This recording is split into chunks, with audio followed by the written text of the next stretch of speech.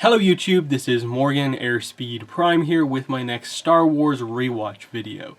This one is going to be for Star Wars Episode 8, The Last Jedi. So this is technically the last one in this rewatch series, with Rise of Skywalker out in 2 days as of the recording of this video.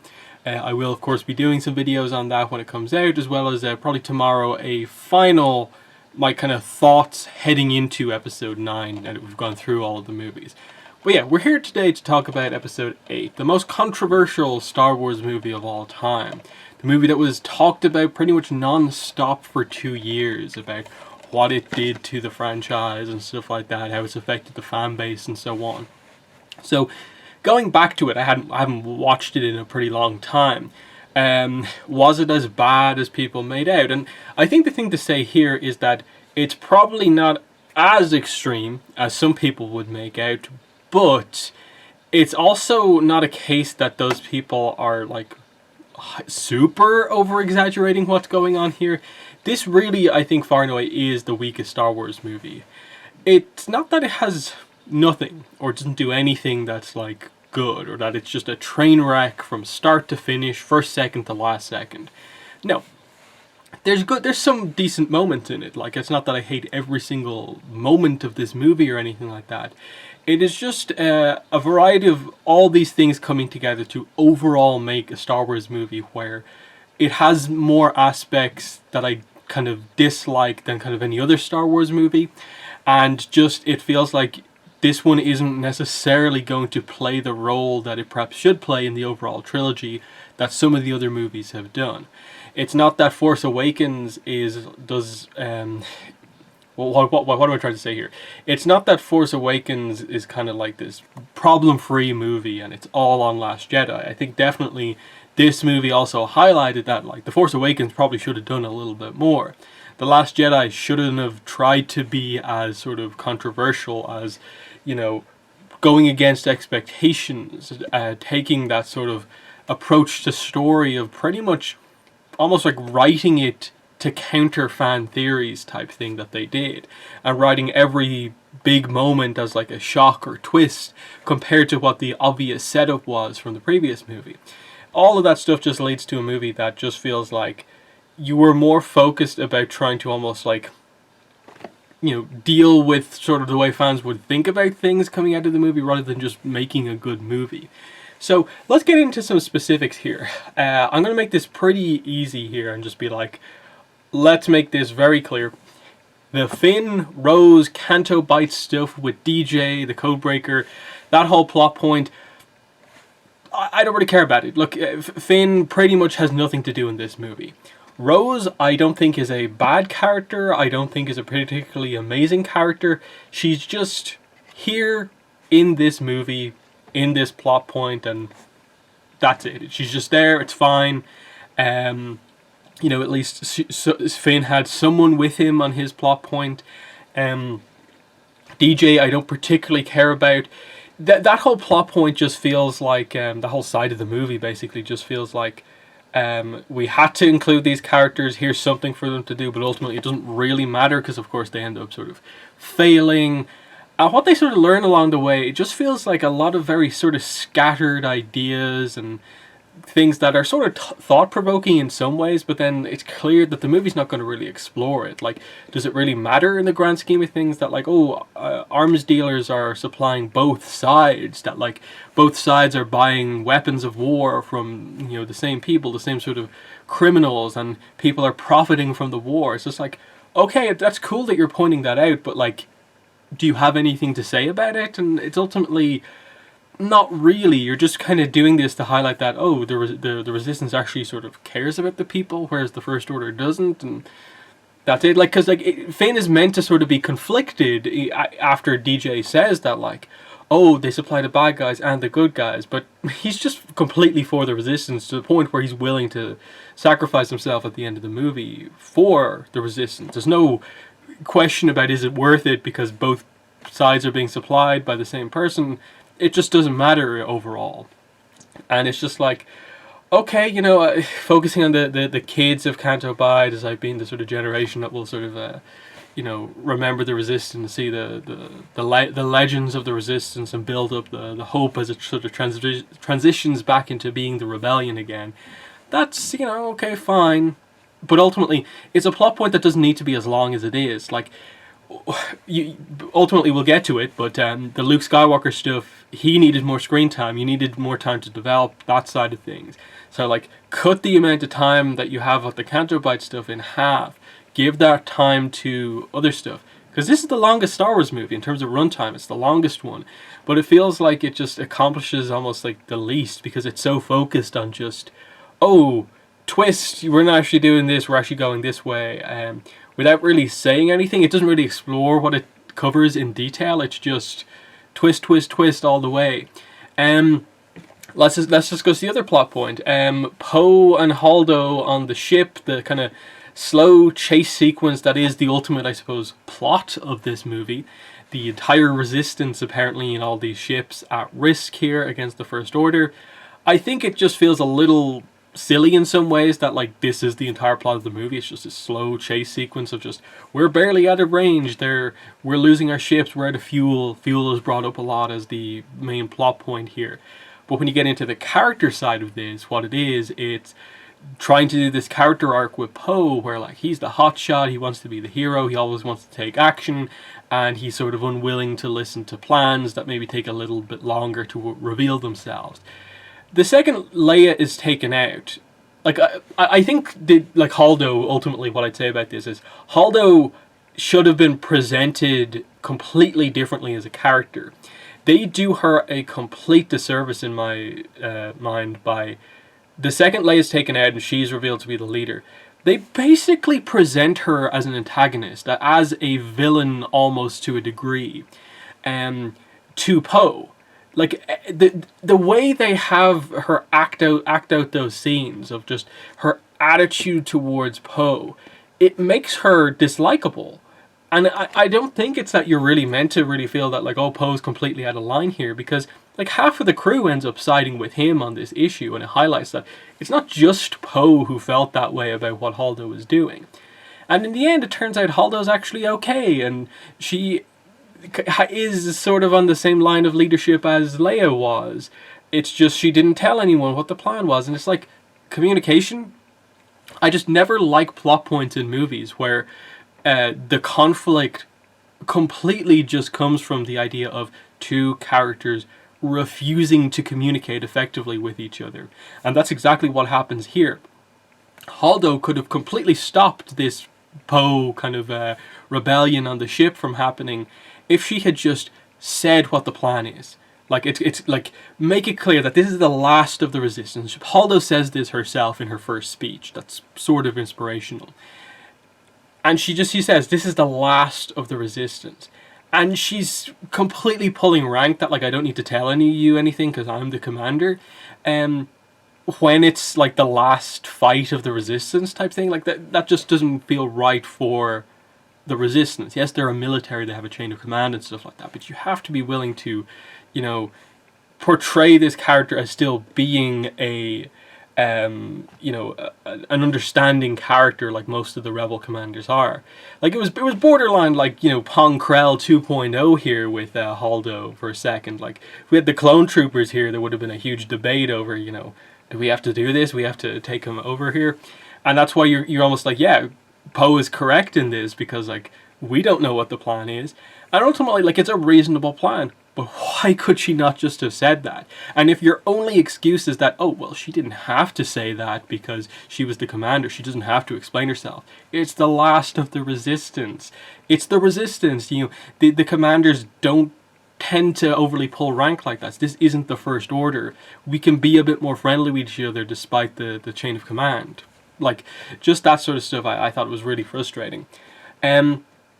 And it's not that, like, I think Holdo was just inherently a terrible character. It's just they presented her as being really just this whole other different character at the start, and then eventually turned her around. It's like, okay, she actually does like Poe and sees the potential in him to be a leader. But, like, it's such a kind of badly constructed lesson for Poe to learn, and it just could have been, I think, so much better done.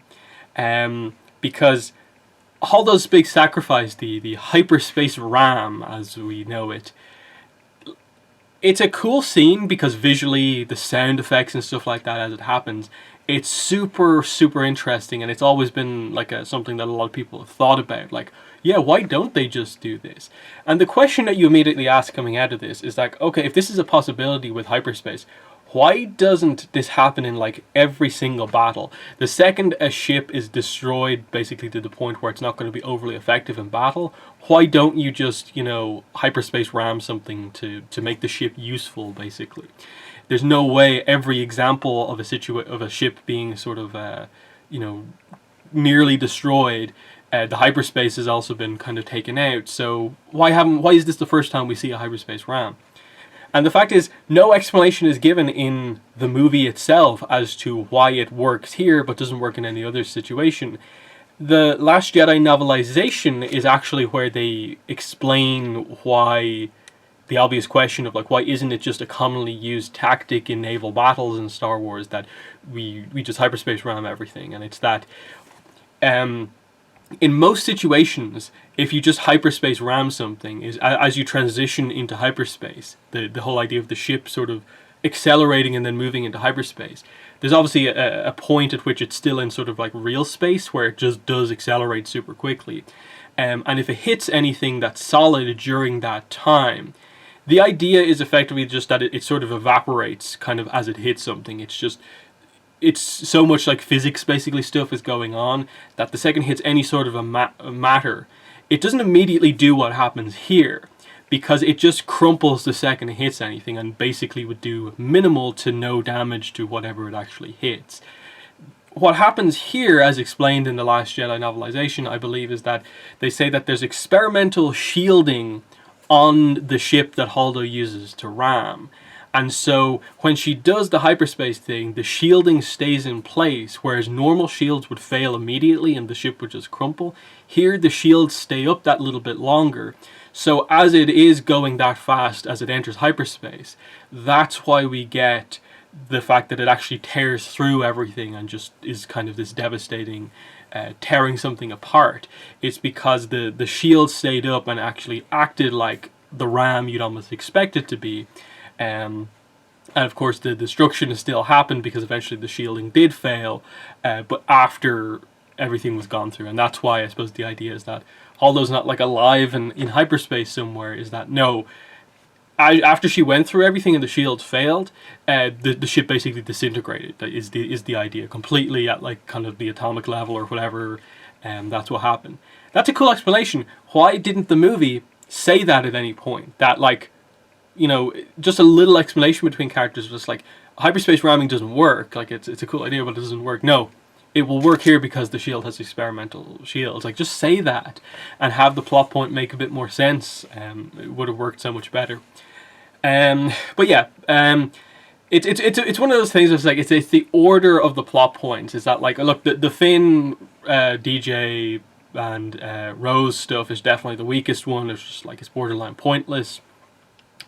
Second bottom is definitely the Poe and Holdo stuff, just because it's a frustrating arc, and I ultimately don't think we're going to see Poe in episode 9 being overly like referential to his arc here in terms of like, oh, he's a better leader because this happened and so on.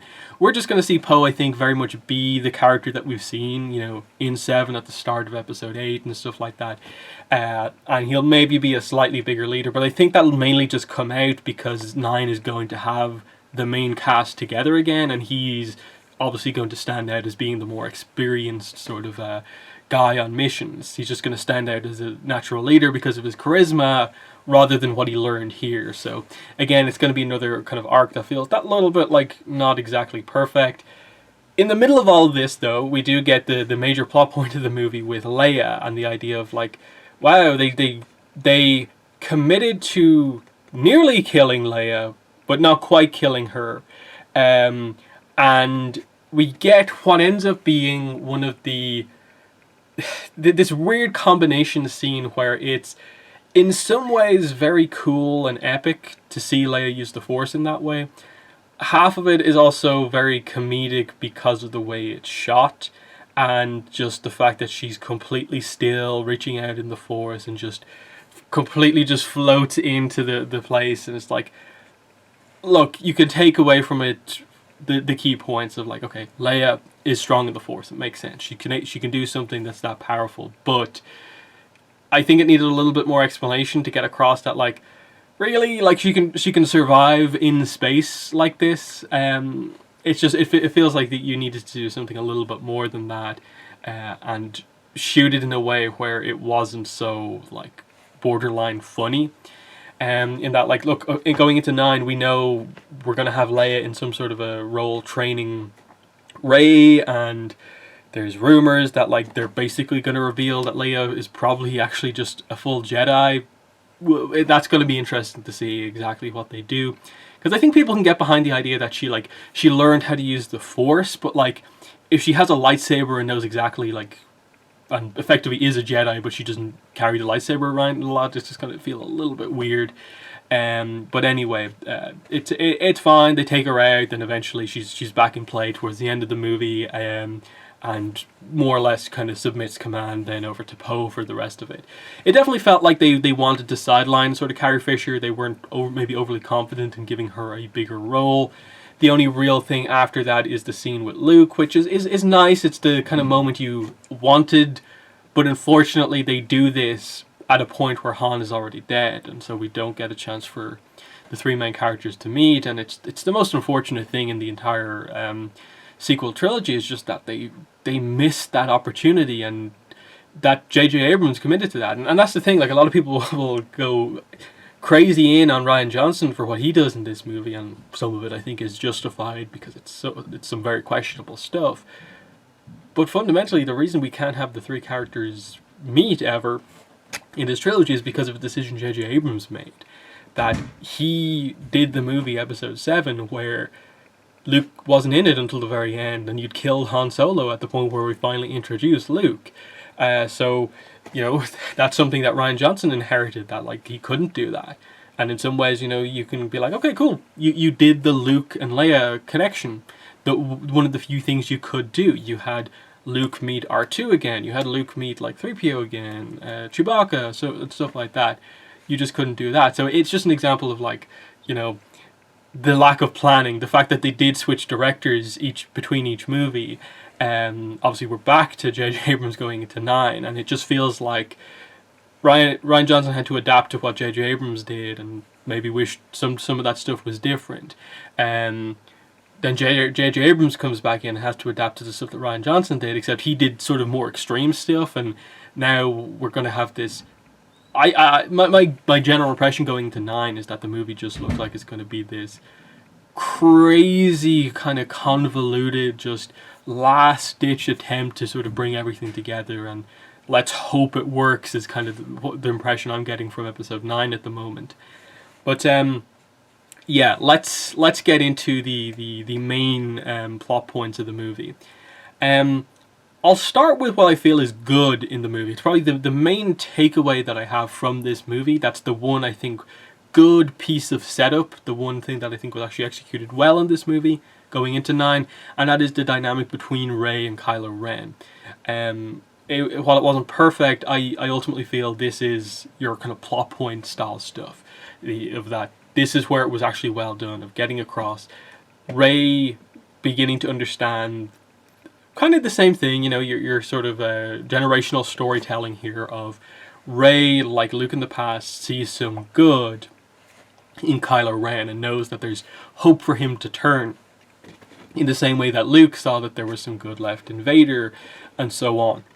That's really nice. I think that's a good arc, because I think Kylo Ren is the one just kind of clear-cut example of, like, people are interested to see how they do him in Episode 9. Do they have him stay complete villain? Do they go for the redemption arc? Do they make you care, you know, feel for him if they go as far as to finally explain what did turn him to the dark side, the manipulation he suffered, and, you know, the bad choices that he made? That's an arc you can sort of get behind in a way, because it's similar to Anakin, but it's also different in so many ways, because I think it's because the prequels were so kind of clear cut about the overall manipulation of Palpatine. Here it's going to be more of a sudden reveal about what exactly happened. But there are still problems in all of that, in that you need to give context to what's going on here, and they definitely have held back, I think, far too much. But the kind of forced connection that Snoke is revealed to have made happen, which needs some explanation, definitely. But either way, the forced connection that they're able to have across planets, basically, across space, makes for this really interesting dynamic where they just sort of both question, like, why are we connected like this?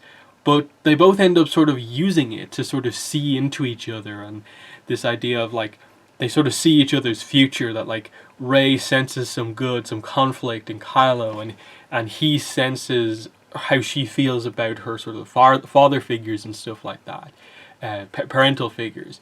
And it's obviously Rey just doing the classic, hero thing of, like, knowing there's good in him, trying to convince him to come back to the light side, and him trying to manipulate her over how she feels about her parents to kind of join him. And it obviously all builds up to the aftermath of the Praetorian Guard fight, where, of course, Kylo, instead of going with Rey and the potential redemption moment at this point in time, decides to take on the role of Supreme Leader, and Rey is left to just kind of leave, having not been able to get Kylo back, but is also unwilling to join him in his goals. So that's actually good setup of, like, they both had this sort of hope that the other would join them. There is this connection there inherently kind of with both of them, these kind of two young, powerful, force sensitives, and there's a tease of kind of romance, or at least some sort of, like, passion sort of between them. And a connection and understanding, and you want to see how they do that in 9, and I think that's the one obvious thing that I'm excited for, is to see how that dynamic goes. I think mainly more on Kylo's side of things, because you have the whole setup of him being the Skywalker, having the legacy with Anakin and Luke, and what way will he go, and what will eventually maybe convince him to take a different path after everything that's happened, and what will Rey feel about that when it happens, and so on. It's going to be interesting, because they're obviously teasing the idea it's going to be Rey and Kylo's final fight, and I can definitely get behind that, because they didn't really fight here. They sort of fought together, but they didn't fight each other necessarily in this movie. So I definitely got behind that a lot, because, like, one of the things they revealed here is, of course, Kylo says that your parents were nobodies, and Rey basically accepts that, and she says, yes, I agree, they're not coming back, they were just nobodies, I'm not related to anyone special. And I said this from the second I saw this movie, I'm perfectly fine with that. I didn't need Rey to be related to anyone. I was perfectly fine with her just being kind of like Anakin, just, someone who came from nowhere and is a nobody, but because she's sort of powerful despite being a nobody, she's involved in this conflict. And I kind of more appreciated that idea of, like, I would have preferred the arc of, like, really making her unique in that way, of, like, not needing her to necessarily just have everything related to, the other characters, and just maybe do stuff more on her own path and stuff like that. I thought that was more of the idea I wanted them to go down, rather than the way it seems right now, where they're going into the Rise of Skywalker. It just feels like, yeah, like they're basically just saying, like, Rey Skywalker, aren't they? Because she has the Skywalker lightsaber, and she's been trained a little bit by Luke. She's going to be trained by Leia,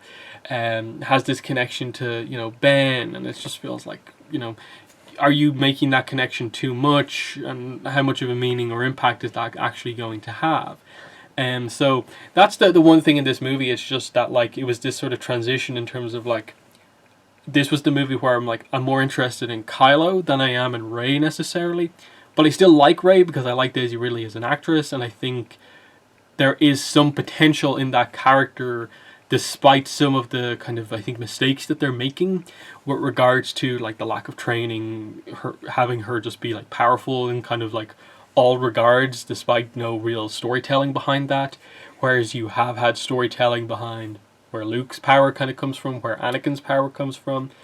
And if Rey is the second chosen one, you can see where the problems arise of Anakin had this very clear-cut arc of where his training came from. He had only these sort of latent uses of the Force in pod racing and piloting and stuff like that, which you can understand Rey is given that as well.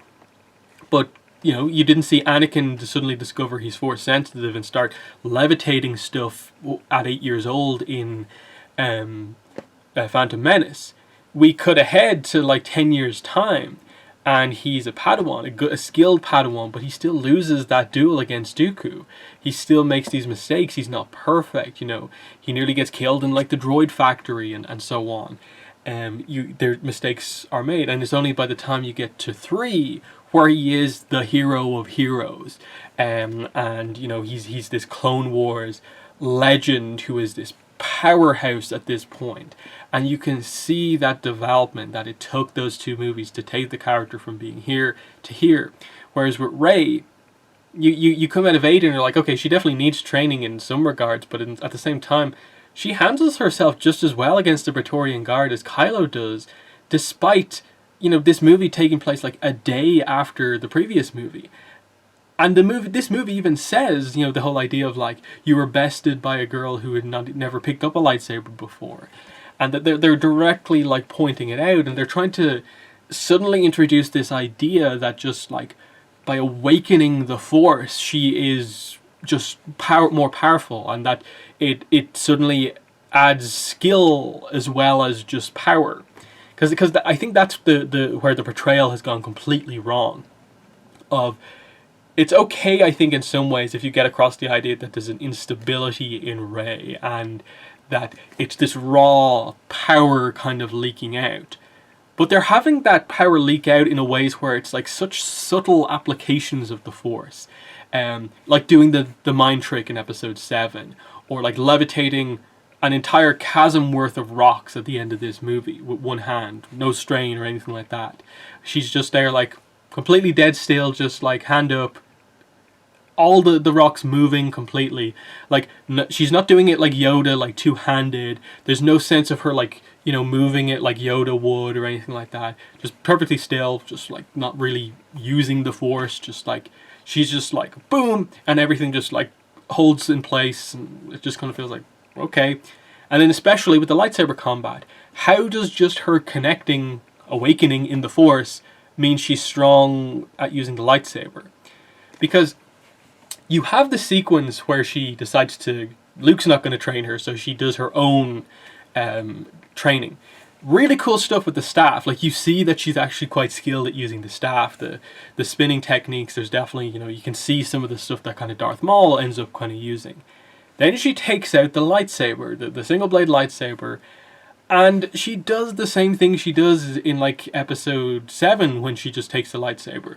Hands right next to each other, super wide pose, no footwork, swing, swing, swing, swing. And then you see her actually do something of just like the twirl the lightsaber around into a reverse grip, then just kind of does the same thing, like really wide stance but with a reverse grip, and then she like loses control and chops the stone in half. And it's like, how is that training? Like, it just feels like that, like you just said, oh yeah, Daisy, just go over there, swing the lightsaber. No form or anything like that.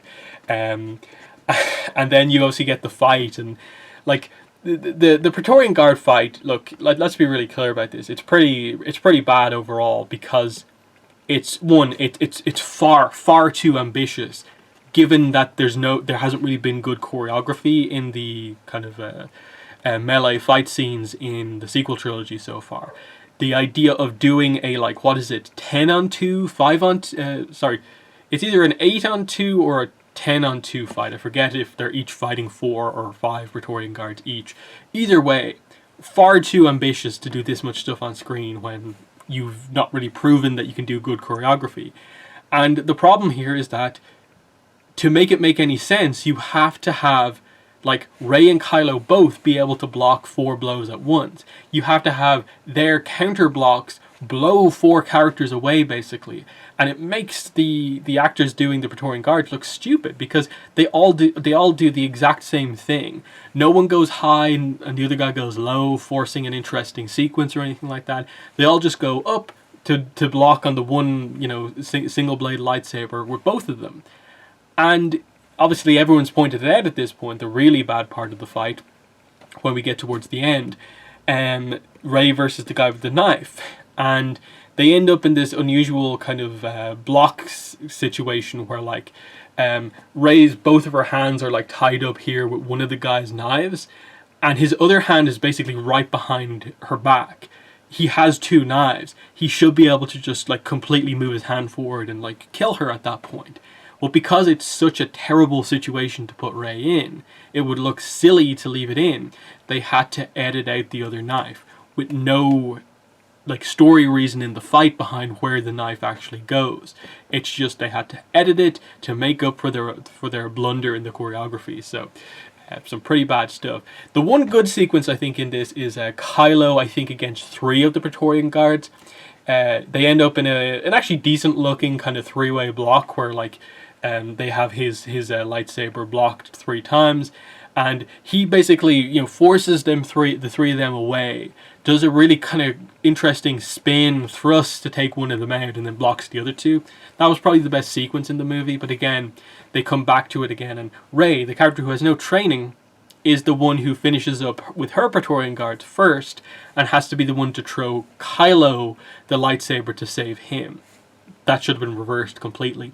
It should have been him saving her rather than the other way around, just based on skill. And it makes Kylo not look as strong. And again, the problem comes into play with the idea of the seemingly unique style of Adam Driver not really being conducive to good choreography, because he swings the thing like it's a battle axe.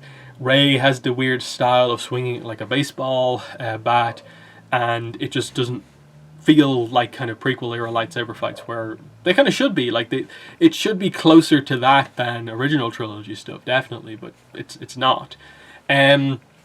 Now let's get into the 2 worst parts of the movie. They are, of course, what they do with Snoke, and also the portrayal of Luke Skywalker. The Snoke thing is actually the worst, I think, far and away. I think reflecting on it, like, look, what they do with Luke is not good at all, but what they do with Snoke is probably the thing that affects the movies the most, with regards to, like, here's your big twist that just doesn't work, in that the scenes that Snoke has in this movie are actually somewhat interesting. You can sort of get behind him as a character, how threatening he is, the reveal that, like, he can do Force lightning, the amount of control he has over, like, telekinesis, the fact that he can just bring Rey to a stop, completely hold her in place, and like Kylo has to do this very, like, delicate move to end up actually, like, defeating Snoke. You can sort of get behind the idea of, like, oh wow, he was super powerful, but, like, no explanation given whatsoever, when clearly there has to be a reasoning behind it, that like the age of this character meant that he must have been alive when Sidious was in power, which means he probably must have been to some extent on the dark side at that point. So there must be a connection to explain why he is so powerful. But then if that is the case, it has to be related to Palpatine in some way, which hopefully they can bring that together in episode 9. Or if not, it's just this weird plot hole where apparently no one was aware that there's a whole other dark side user in regards to, like, balance of the Force and so on. It's just very, very weak in that they need to do a lot in episode 9 to justify why Palpatine is even in the movie, full stop, because they're going to have to explain away that. And the question's always going to be, like, which takes more time, which is more convoluted to explain? The backstory of Snoke, your new character, which sort of links into the First Order, which is at least a part of your trilogy, or explaining the return of Palpatine, who was seemingly killed in the finale of Star Wars Episode 6. I think it's pretty obvious which is the clearer option, Snoke. They should have just went ahead and had him be the villain, but they didn't for some reason, and now we're going to get Palpatine, which hopefully they can make it work, but I'm not particularly sure on that. But yeah, like, I do like the scene where, like, Snoke is killed in regards to, I think it is clever how it's done, of, like, Snoke sort of trusts Kylo to do what he needs to do, and he closes his eye to sort of sense his feelings, and he thinks it's Kylo, like, moving his own lightsaber to kill Rey, whereas he's actually just having the exact same thoughts, but focusing on the lightsaber beside Snoke and killing Snoke. So, you know, there's some intrigue to that, but I don't think it was worth it overall. I don't think the surprise of a kind of clever move by Kylo was worth the overall effect that the death of Snoke has on the trilogy, of just being like, wow, your big threatening villain from episode 7, gone. Your threatening villain from the start of episode 8, gone.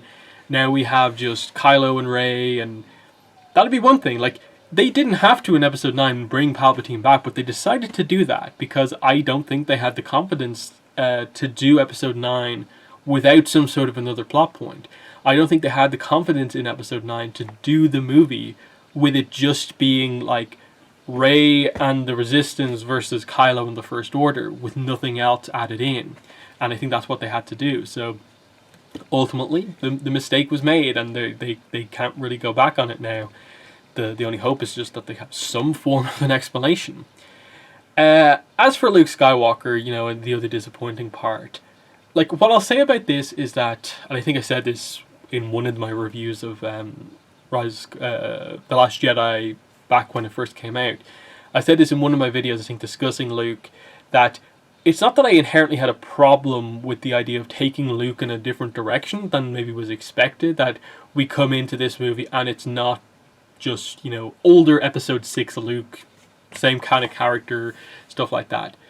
I understand why you felt the need to, upon introducing him into this trilogy, give him a little bit of a dynamic, a little bit of an edge, and something different. Just because, you know, I don't think Luke is the most, like, riveting character with regards to just his, like, personality. So there needed to be something there. The problem is that when you are going to go as far as to have a classic character like Luke Skywalker, like one of the classic, you know, heroes, do a complete 180 and be just this completely different character, you have to have a good reason for why that happened. And then if you're in the same movie going to have him return to sort of the way he was, you have to have a good moment to have the reverse happen. So you have to have a, like, Luke Skywalker 360 character here happen. And the way they do it, I think, on both accounts is very, very weak. The lack of detail, the vagueness about what led Luke to feeling this way is pretty bad. And it links into all of the stuff I said about episode 7 with regards to Snoke ultimately tore the Skywalker family apart. Snoke did that. And unless they're going to connect it to Palpatine some way, it's just going to be this weird, unexplained thing where, like, Snoke was powerful enough to do all of this stuff, yet you didn't deem him worthy enough to be the main villain of this saga. Despite how much he accomplished, he took, like, Snoke somehow was able to take Ben Solo away from, you know, Han, Leia, and the guidance of Luke, turn him to the dark side, and then that lead to obviously Luke feeling the way he does, and for a second thinking that he should kill Ben to stop another Vader happening, basically. There's, like, wow, that's a big thing that Snoke was able to accomplish. Like, care to catch us up to speed on, like, any of that? No? You're just gonna say Luke failed him as a master because of this moment of doubt? I think there were so many ways they could have, like, framed this to be a little bit more interesting, rather than, like, let's tell the same scene 3 times, just the same 5 seconds, basically, 3 times, 3 different perspectives, and basically just get to the point where it's like, I considered killing him for a second, but then didn't. But in that second, he realized what I was thinking, and it was a betrayal. It was just gone. All that one moment of Luke sort of having a moment of weakness failed him. The problem with it is that this is Luke, the guy who was willing to put himself completely on the line on the hope that there was something good left in Vader, has now lost all hope all over this one moment that they're not willing to explore in the detail that is required. Because a lot of it does ultimately come down to Ben. The fact that we don't know how he came into contact with Snoke, how this happened, how this happened behind all of their backs, to the point where like Luke clearly doesn't know how he turned to the dark side, just that he was. It's super vague and kind of not, it just doesn't feel that great. And that Luke Skywalker ends up sort of just being a victim of this poor plotting, and so you need to have him be this super grumpy character for most of this movie, and just upset people who didn't want to see like potentially their favorite character just be a chore to sort of see on screen for most of the movie, and just have him dismiss Rey for the whole time, and then eventually sort of come around and be like, okay, I'll train you. I got to see R2 again. I got to see the Falcon again. I'll give you some lessons about what a Jedi needs to end. That like Luke Skywalker uttering the line, "I came here to die." It's just like, really? And this is just that they're purposely trying to shock you and just unwilling to write the character in an interesting way. And like, it felt like they were, are you afraid of it being maybe too fan servicey to have Luke just be Luke? And it kind of ultimately felt that way. Like, because I don't even like the dynamic they have with Luke when he's like this, in that he went from like a personal failure of his own to suddenly developing this personality event, like utterly hating the entire Jedi Order, and saying like, oh, but like, no, the Jedi are failures too, because they allowed Darth Sidious to rise to power when they were at their most powerful.